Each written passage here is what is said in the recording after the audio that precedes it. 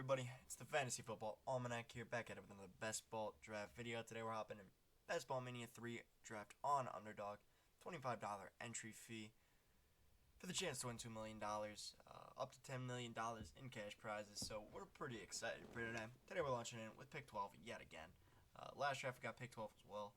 We're going to change it up. Last time we ended up taking Devontae Adams and CeeDee Lamb early. Maybe this time we try and take more of these running backs, depending on what value falls to us. Maybe we can get an Eckler, Derrick Henry, somebody like that. But before we hop in, if you guys would not mind, if you guys do like the video, please go down, leave a like, leave a comment on this video, and subscribe. I will be announcing a giveaway sometime during the video, so stay tuned. Maybe you can win $50. That can turn into $2 million if you end up winning. So. Without further ado, this draft's getting started. We got King Mill taking Jonathan Taylor here. Dogan is up after this. Probably going to go Christian McCaffrey here. It's pretty standard draft. It's Jonathan Taylor, Christian McCaffrey.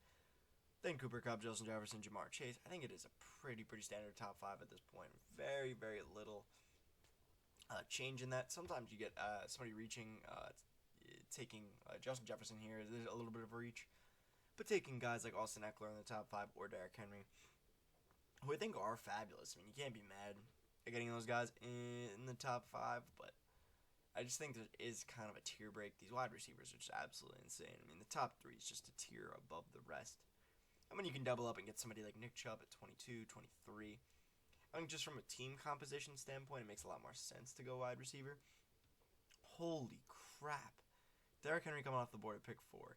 Cooper Kupp at pick 3. Christian McCaffrey at pick 5. Oh my god. And at pick 6, I'm assuming Jamar Chase. Jamar Chase comes off the board at pick 6. Yes. Wow, this draft is absolutely insane. We got Derrick Henry coming off the board at pick 4, which allows Christian McCaffrey to fall to pick 5, which you almost never see. I mean, very rarely are seeing Christian McCaffrey go past, honestly at this point, pick 3. So seeing him at pick 5 is actually crazy. Would have liked to be falling all the way to pick 12, but it's way too huge of an ask. We got Austin Eckler coming off the board at pick 7. Now Stephon Diggs at 8. Now to switch it up a little bit, we probably will be taking some of these running backs here, potentially, unless no value falls to us. It is possible Najee doesn't come to us here. In which case, we may just be taking Joe Mixon. DeAndre Swift has been rising a ton recently, an absolute ton. He might even surpass Joe Mixon, which is pretty crazy. I don't really understand. I mean, the receiving work's obviously there. He's a guy who's in line to potentially get 100 targets, and one of very few running backs that can do something like that. Travis Kelce coming off the board at 10. It is possible we get Najee here, although unlikely. I think AO will probably snipe us. He goes Devontae Adams. All right, we're gonna try a new strategy here. We're gonna go Najee Harris and Joe Mixon. Najee Harris, there is very slight concern from the Najee Harris camp that Najee Harris will be getting a little bit more rest this year, which is likely to be the case. I mean, he had 381 touches. It's really hard to go up from, or even more, I think, over 370 touches this year. I mean, it's really hard to maintain volume like that. You do want to keep him healthy, so I imagine they will probably moderate his workload just a tiny bit. But going from 380 touches to 350 or 340 touches, it's not really that bad. I mean, even if he goes to 300, right? You're still getting absolutely insane volume. You're still imagining Najee Harris finishes with like 1,500 yards from scrimmage. PPR machine still getting probably 80-ish targets. So Najee Harris is a guy I'm not really too worried about, and they will be down in games more, so Najee Harris will be receiving a higher workload, especially if Kenny Pickett does come in. You figure Kenny Pickett is going to want to lean on his rookie running backs as much as possible, or as established running backs as much as possible, as tight ends. Those short-range passes as much as possible, and get comfortable in the NFL. So that's why I think Najee Harris is still a good pick. He will probably fall a little bit more with the workload news, but I don't think it's all too detrimental. I think it is an annoyance, but I think his ceiling is still there, and he's got a very nice high ceiling floor combination. We get Javonte Williams and Tyreek Hill. Pick 5 is really honestly where I think the best pick is. You get Debo here, which is insane. I mean, this guy, Chapavelli, that's a cool name, will probably end up reaching again. When you take Derrick Henry at pick 4, usually you just want to get your guys. I was going to say Michael Pittman. He goes Mark Andrews. Saquon Barkley coming off the board all the way at pick 22. Wow, it's a little low for Saquon Barkley. Usually he's going a little bit higher. Usually he's going around where Javonte Williams went in this draft. We got Aaron Jones coming off the board at 17. 16 and 15. CeeDee Lamb actually finally going behind Mike Evans, which is not too surprising, honestly. I feel like Mike Evans has just been climbing very steadily.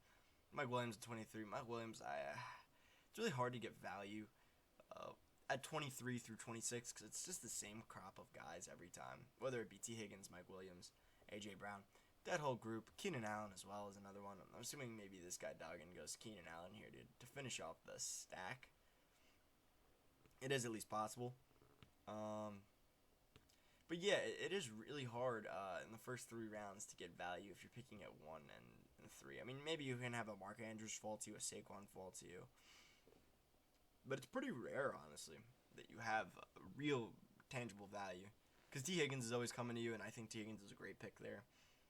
But other than that, there really isn't too much, and everybody has a combination of Jonathan Taylor and T. Higgins this year. I'm sure there are so many combos of Jonathan Taylor and T. Higgins this year. Like a ridiculous amount. We got a little bit of a running back run coming off the board. We got Zeke, Chubb, and Lenny. Then Pittman coming off the board at 29. That's pretty interesting. Let's see what this team goes, because you got Jamar Chase and Tyreek. Tyreek, I would think, would be a little bit of a reach here. The ADP is usually a tiny bit higher. I would probably prefer Debo over Tyreek. Just considering the situation, it's much better. But to each his own. I think there is a pretty substantial tier drop off after Debo. I mean, I do love T. Higgins. I would say he's the only one that I could consider putting in this tier with Debo, but I think after this there's a pretty substantial tier drop off when you get into the Mike Williams, the A.J. Browns, the Pittmans, Waddle. So he is ending up going for the Miami stack with Tyreek Hill and Jalen Waddle. We got James Conner coming off the board at pick 33. It is possible we could end up with Alvin Kamara here. And if he does fall to us, I mean, I think it is pretty interesting. We do have to at least entertain it. I think DJ Moore is also a really good pick here. DJ Moore comes off the board. Little disappointing. We're going to go Alvin Kamara here. And then we're going to go Marquise Hollywood Brown. I do really like Hollywood at the value he is presenting here. I mean, I think he's somebody who is a lock for the first 6 weeks of the season to absolutely feast. I mean, he could be on pace for 170, 180. I know that sounds ridiculous, but that level of target volume the first 6 weeks of the season, and then he should slow down. But I mean, he got 145 targets in a Lamar ran offense into a very high octane rushing offense. So he does figure to be somebody who most likely will be getting a ton of targets. And then went out and they traded for him, traded a first rounder to go out and get Marquise Hollywood Brown. And he fits Kyler Murray's arm absolutely perfect. I love Marquise and I love DJ Moore here. I think both these two guys are really good. Like, I wouldn't be mad with either of them, especially because DJ Moore now, I really do hate to say it, he's got the best quarterback of his career. Baker Mayfield should at least be the best quarterback he's ever had. We'll see if Baker Mayfield is any good, but he's definitely better than Darnold. Darnold, oh my God, Darnold was awful. He's gone back-to-back seasons without 10 touchdowns. I mean, I didn't even know that was possible for an NFL QB. Much less an NFL QB that you traded, what was it, a third rounder for, a second rounder for? Jets fleeced. Good for them. I mean, they didn't fleece in the long term because they did end up taking Darnold at, what was it, 3?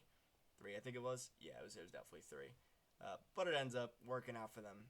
Now they got Zach Wilson, hopefully. And Zach Wilson, sorry for another day. I really have no idea if he's going to be good or not. But the thing about, too, he does have the draft capital behind him with a much better coaching staff. And I would say a much better offensive roster than was ever given to Sam Darnold. Sam Darnold had an atrocious roster around him pretty consistently.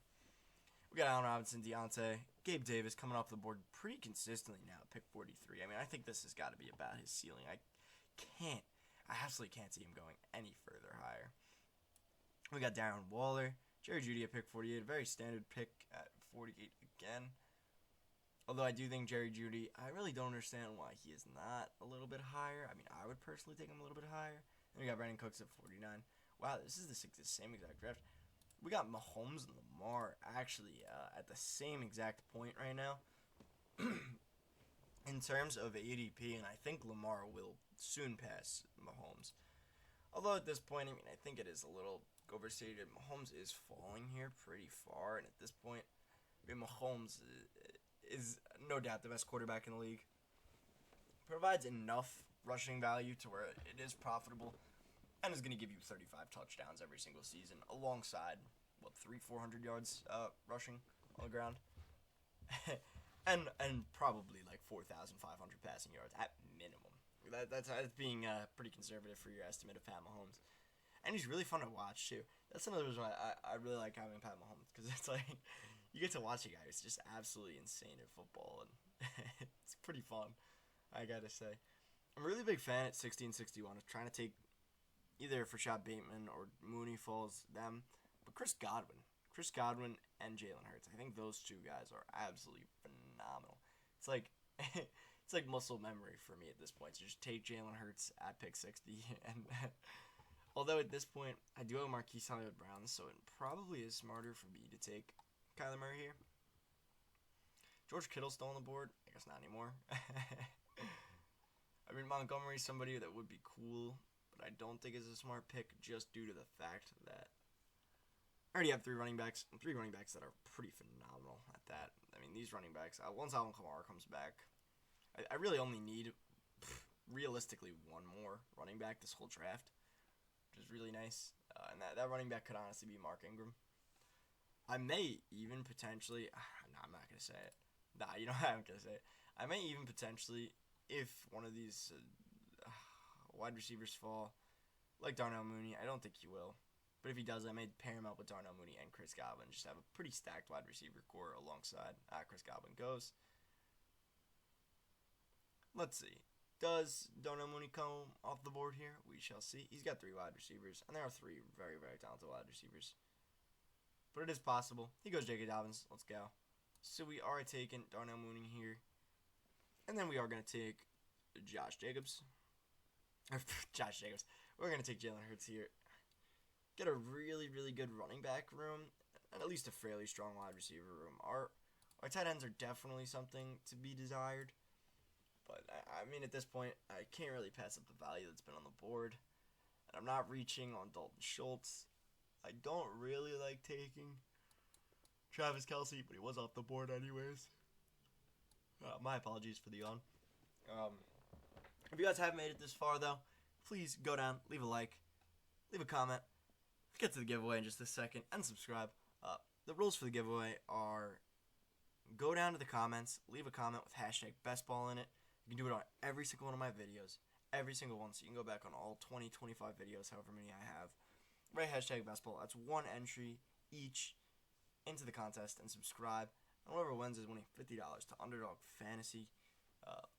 Completely free. So basically, you could turn that $50 that you could potentially win into $2 million, or $1 million, or 500,000, 100,000, anything. And it's all just from commenting bestball, hashtag bestball, and subscribing. That's all you need to do. That'll be it. And that will be announced once I have 50 subscribers. So once I have 50 subscribers, which will hopefully be soon, so that way you guys can enter this contest quicker, enter more, and be announced quicker, so hopefully it does happen, before this season. And you can make some good money. I mean, what's better than that, And hopping in these best ball leagues. These best ball leagues are so fun, potentially drafting against somebody like me. I mean, it would just be awesome. Either way, we got a ton of these wide receivers coming off the board now. From Elijah Mitchell to Amon-Ra, we got tons of wide receivers. I'm a little surprised. Usually there is a bit more running backs coming off the board, but they have been falling just a tiny bit, I think. A lot of these running backs have been falling pretty far. Gibson is one of them. I would say Clyde is definitely another one. In favor of these wide receivers have been creeping and crawling up. Amon-Ra St. Brown probably being the most prominent. Amon-Ra St. Brown has crawled up from pick about 74, 75 to now with an ADP of about 60. I mean, he has been flying up these draft boards. And it's not hard to see why. I mean, Jameson Williams most likely is not playing most of the year. or at least the first 6 weeks. I mean, if you're not playing the first 6 weeks, that's pretty heavily affected for somebody like Amon-Ra St. Brown. I'm just a little concerned about Amon-Ra St. Brown because I mean he had absolutely insane volume. I mean it's pretty much obvious we're going to see regression there. But the question is how much regression. That volume a lot of the time was coming without DeAndre Swift, without T.J. Hawkinson, and last year in a pretty similar situation, Brandon Ayuk was receiving volume without Kittle, without Deebo Samuel, and this was leading people to kind of pump up Brandon Ayuk's value, when in fact Brandon Ayuk really was not that good last year. I think he was still better than people realized, but not that good of a player. Here, I'm kind of torn. There's 3 players I like a lot. I'm thinking Clyde, getting a 4th running back, so that way we just don't have to worry for the entire rest of the draft, which would be really, really nice. T.J. Hawkinson and Kadarius Toney, these 3 players right here. Because add to this, the running backs get really pretty sketch. Hunter Renfrow comes off the board. T.J. Hawkinson's at least a pretty serviceable tight end that I think is getting pushed down boards, I mean, at this point. Because this is not a full season stat. This, I don't even think is all 16 games. I mean, he's a guy who's at least a serviceable tight end, and well, he won't probably provide you the hugest boom weeks. I mean, he's not going to bust for you either. I'm torn between Clyde and Kadarius, honestly. I think both are fine options here. But I think going Clyde and just ensuring that we do have absolutely insane running backs is probably the move here. Although it is, by ADP, a very slight reach. That way we just don't have to worry about running backs at all for the rest of the draft. Maybe take a Mark Ingram. Let's just start him up. But we literally don't need any single other running backs, which is awesome. I mean, I don't even really like Mark Ingram all that much. I mean, that's why he's still going. People think... I saw somebody say, I forget exactly where it was, I think it was Fantasy Pros, but somebody said on Fantasy Pros that Mark Ingram is a lock to be a top 24 running back for the first 6 weeks of the season, or for however long Alvin Kamara is suspended. I just don't agree with that at all. I mean, he's, 32 years old, highly inefficient running back. I mean, realistically, how many, I think he'll be good to at least fill in a okay amount of volume. I mean, he'll get something, but I mean, come on. I really just don't understand how he can fall into being a top 24 running back. When I think the running back 24, if I'm not mistaken, is J.K. Dobbins, and J.K. Dobbins will most certainly have a better season, or better stretch of 6 games than Mark Ingram ever could. It might be a little bit lower. It might be like Antonio Gibson, but Antonio Gibson should still outproduce. Chase Edmonds, again, rising up these boards. Somebody I really have been targeting now, probably not as much. Maybe I'd prefer him over Damian Harris, Kareem Hunt, Rashad Penny. But it's slight, very, very slight. We got Chase Edmonds, though, coming off the board. Michael Thomas, we got a few of these wide receivers coming off as well, from Michael Thomas to Treylon Burks.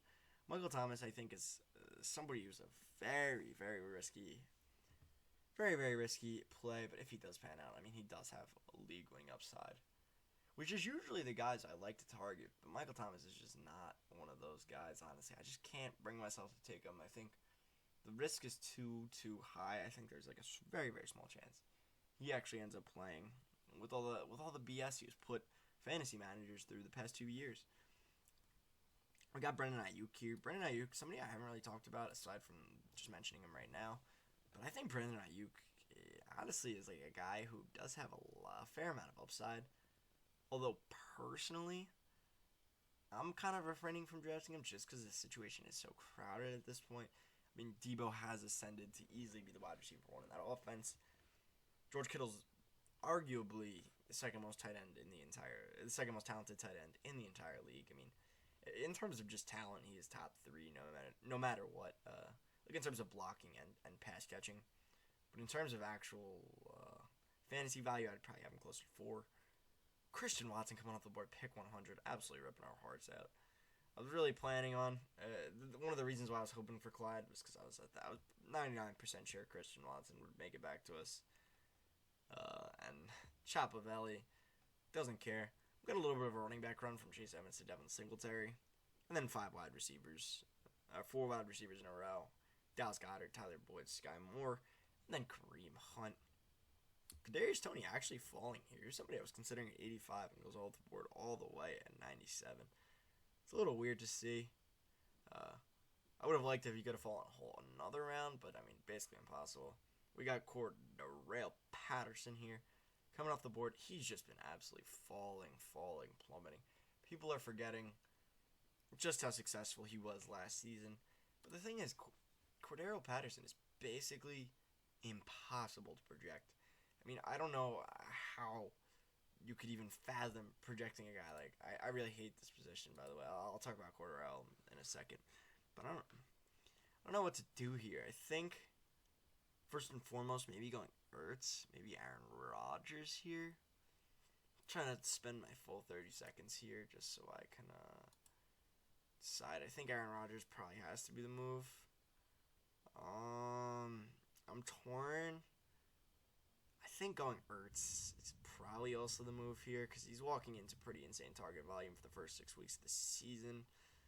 I don't really like any of the wide receivers here, whether it be Lockett, Woods, Garrett Wilson, any of these guys. Although I think Robert Woods is in a position where he could receive a pretty substantial workload, but I just don't trust the Titans' offense enough to really be throwing the ball as much. Ryan Tannehill has been with very, very talented wide receivers like A.J. Brown.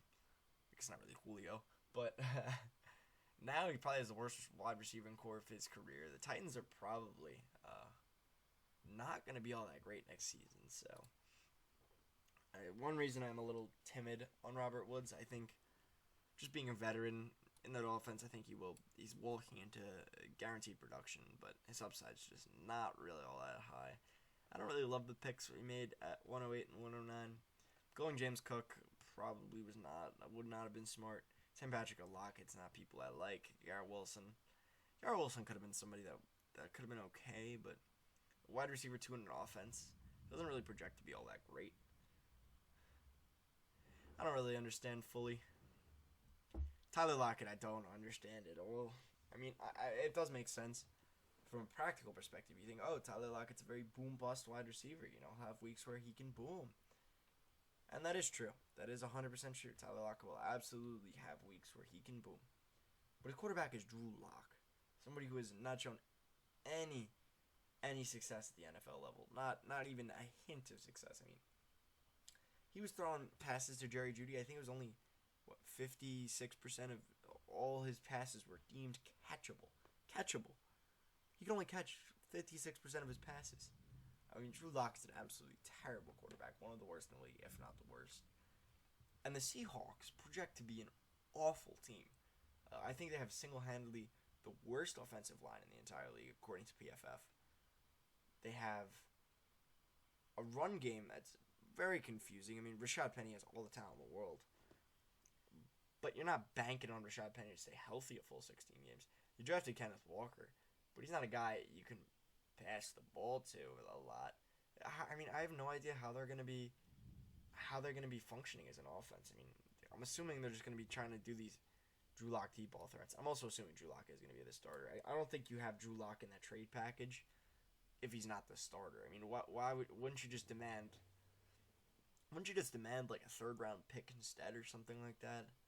Instead of taking Drew Lock, if you didn't think Drew Lock was going to be the starter, and then just tank as hard as you can. That would at least be my philosophy.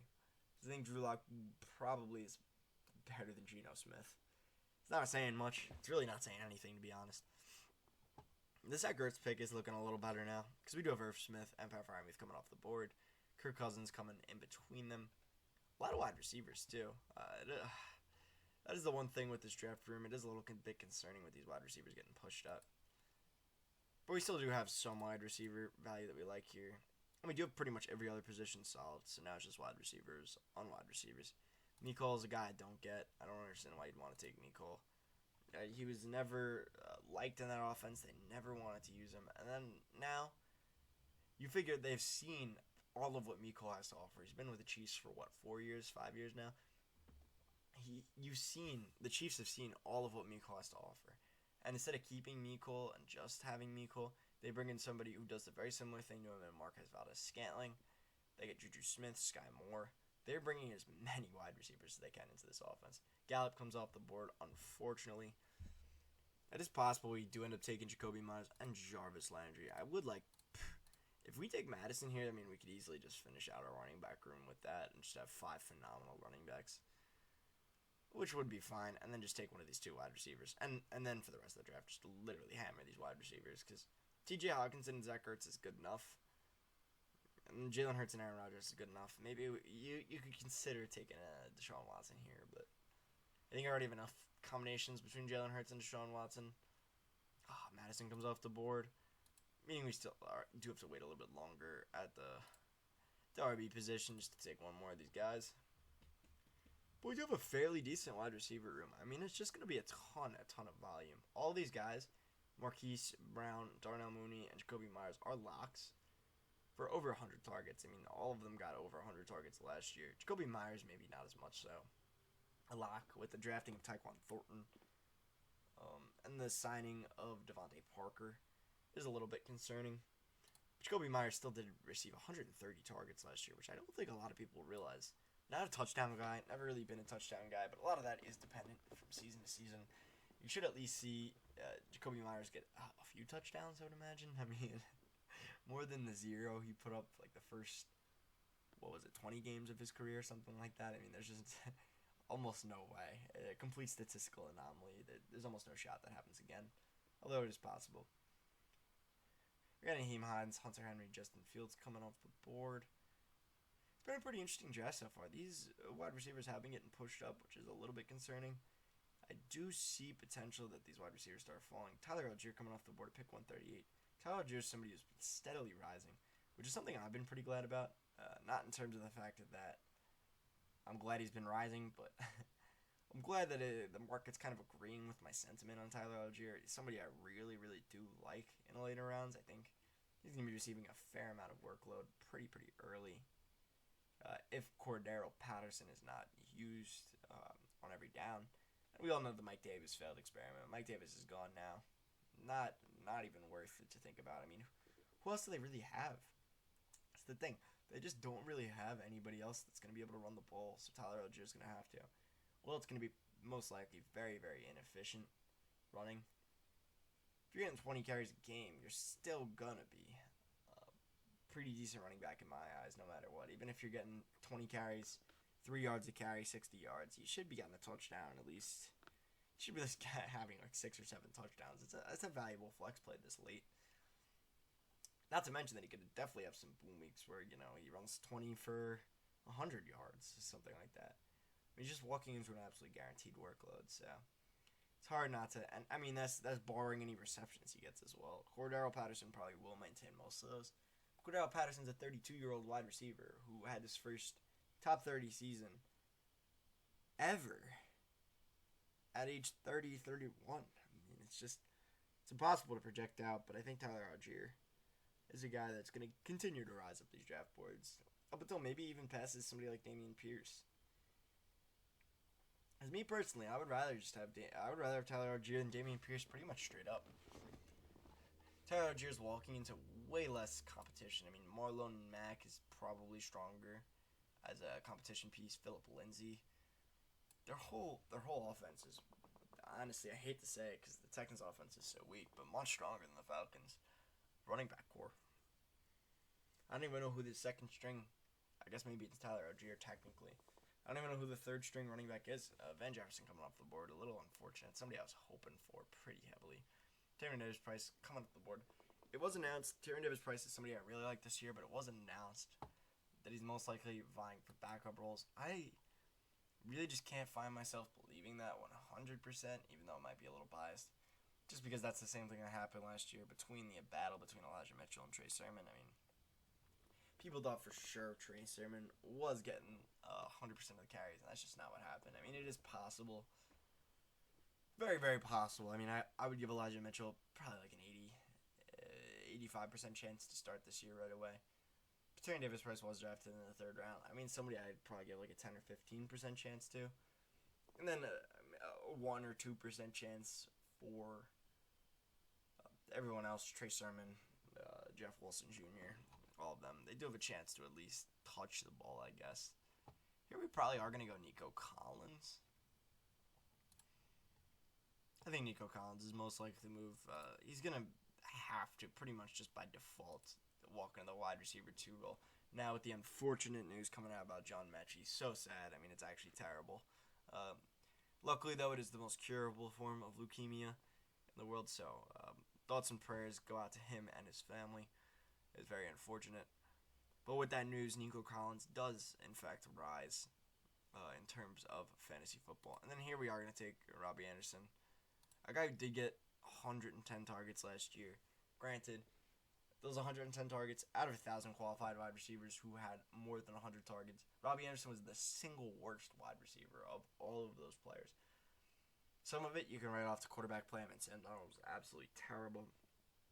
But DJ Moore still played at least decently in that same offense, same role. So, I mean, how much of the blame really goes to Robbie Anderson versus Sam Darnold?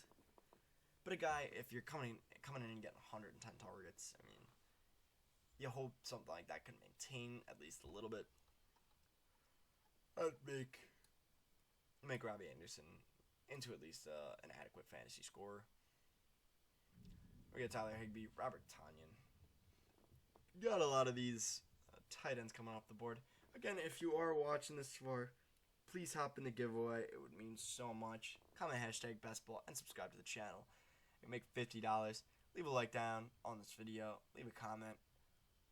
In addition to fantasy best ball, and subscribe. It really mean the world to me. I mean, it would be awesome. Anyways, back to the video. We got Corey Davis coming off the board here. Njoku, DJ Chark, Higbee. A lot of these tight ends coming off the board is pretty interesting to see. We do have tight ends. A little bit of these running backs too. Let's see who comes off the board here. We got Matt Ryan. Matt Ryan, a guy, his ceiling is not high. Not high at all. I mean, I guess the same thing with Mac Jones. These guys just don't have high ceilings. Like, it's really what it comes down to. I mean, neither of these guys have anything to write home about in terms of ceiling, especially Mac Jones. I mean, Mac Jones has such a low ceiling. And that's what I don't understand drafting a guy with such a low ceiling.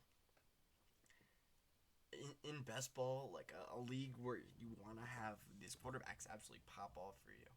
Daniel Jones at least does have the rushing to have a high enough ceiling. Because if Daniel Jones rushes for, let's just say, 300, 400 yards, that's an extra 30 or 40 fantasy points that you're getting. That's, what is that?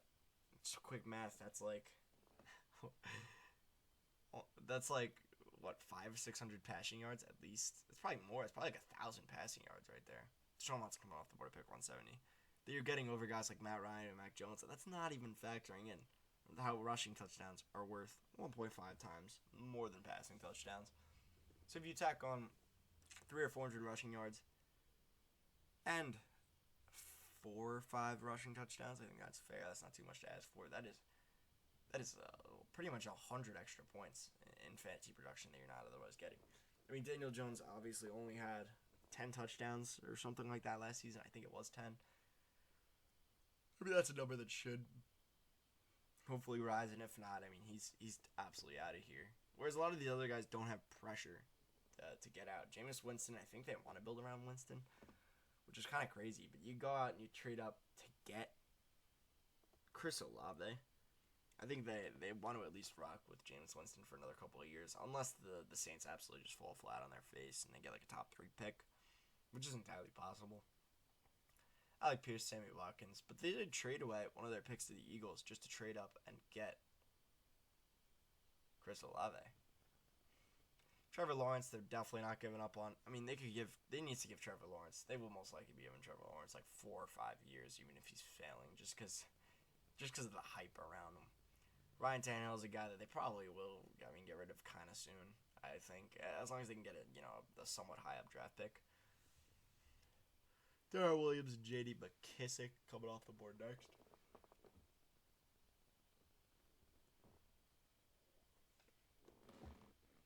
Zach Wilson, another guy where even if he absolutely fails this season and looks terrible, I mean, then you start considering maybe moving on from him, but it's unlikely. We get Paris Campbell and Mark Ingram coming up off the board. So we're going to take George Pickens or Pickens. And then we're going to go with AJ Hamler here. get one of those very explosive wide receivers. And pretty much call it a draft at this point. I mean, there really isn't like too much left. We got these two last picks, 204 and 205. That's really about it. We're probably going to take one more wide receiver, maybe even two more wide receivers, because our running backs are just so strong. We don't really need any other running backs. Tight ends, I don't really think it's worth it taking guys like Hayden Hurst, Austin Hooper here, just because the production is just so low. I mean, you hope for them to catch a touchdown 1 or 2 weeks, but I just can't justify it. And then we have good enough quarterbacks. So we most likely will be taking hopefully a Wan'Dale Robinson, hopefully a Devin Duvernay. I just want to take this time to go down and ask you guys what you guys would like to see. I mean, do you guys want to see like a top 12 running backs type video, top 12 wide receivers, a hot takes video? Let me know in the comments what type of video you guys would like me to do. It could be anything, honestly. I mean, anything fantasy football related at least. But yeah, it could really be anything. Just let me know down in the comments any ideas. Hot takes, I think, is something I really do want to do. I think hot takes would be a really fun video. We got Greg Dulcich coming off at 187. That's a hot take right there. Greg Dulcich over Albert O. Although I do like Greg Dulcich. Very, very pass-happy tight end. When you get one of those guys, Albert O, again, never been established as that guy. I mean, nobody's ever seen Albert O be that guy. So why not Greg Dulcich? I actually think it's a really good idea. But anyways, getting back to the point, whatever you guys want me to do, I would be very, very glad. Try out any videos you guys like, any basketball content, any redraft content, dynasty content even, anything. And if you do enjoy, please subscribe and give this video a like. We got Curtis Samuel coming off the board. Got Jared Goff as well. Jared Goff, I think, has another one of those guys with a little ceiling. I mean, I just can't justify taking guys this low when you got Deshaun Watson on the board. I mean, just how is this even possible? Deshaun Watson. Between Daniel Jones and Zach Wilson, both guys, I think, they're pretty good. But not nearly the same ceiling as Deshaun Watson. Now we got Hayden Hurst, Devin Duvernay, Jamal Williams. Noah Fant, too. Noah Fant's a guy, I mean, he's probably the only tight end I think it could be walking into actual volume this season in this area, like legitimate volume. David Njoku, I think it is possible, too. I was taking some Njoku before the rumors were coming out that Deshaun Watson could be suspended for the full season. I do think Njoku could be a value, because, I mean, who else are they really throwing it to? You obviously have Amari Cooper there, and David Bell, and then after that, it's Donovan Peoples-Jones. Was really probably not going to have too much involvement in the offense unless Deshaun Watson ends up building a pretty huge connection with them, but for the most part, he goes undrafted. I don't really think he's going to be all that in a bag of chips. Because then after that, it comes down to Njoku pretty much. I mean, there's really nobody else in that offense you would really want to throw it to. Their offense pretty much never really has had that great of wide receivers over the past couple of years. I mean, OBJ is probably the most notable, and him and Baker were just never on the same page. Which was pretty funny, honestly. I mean, it was terrible because I'm a huge OBJ guy. I'm glad he got to live out his career on the Rams and get his Super Bowl ring. I mean, that's just awesome to me. We got Julio Jones still unsigned, notably. I mean, it's July 25th when I'm recording this. Julio Jones is still not on the team. I think as the season rounds closer, you make some roster cuts. Julio Jones will be added to a roster because, I mean, it's Julio Jones at the end of the day. He's got too high of a name value to not at least get signed at this point. Just because the last 2 seasons have been pretty bad. Whether that be marred with injuries or just plain, like, not good. But it's Julio Jones. I mean, at the end of the day, he's got the name value. Then we got Isaiah McKenzie, Wan'Dale coming off the board. But you're going to take somebody like Will Fuller and David Bell. The guy who took Deshaun Watson's probably going to be pretty mad at me for taking David Bell. But here we are going to take him. And then probably Terrace Marshall, too. We are going to end up with 4 running backs here. It is going to be a little bit of a weirder build, but I don't think that's bad. I think sometimes it's pretty smart to have a situation like that. So yeah, most likely we are taking David Bell. We are. And then we are taking Terrace Marshall. And that rounds out our video. Thank you guys so much for watching. I really hope you guys enjoyed. I hope you guys have an awesome day.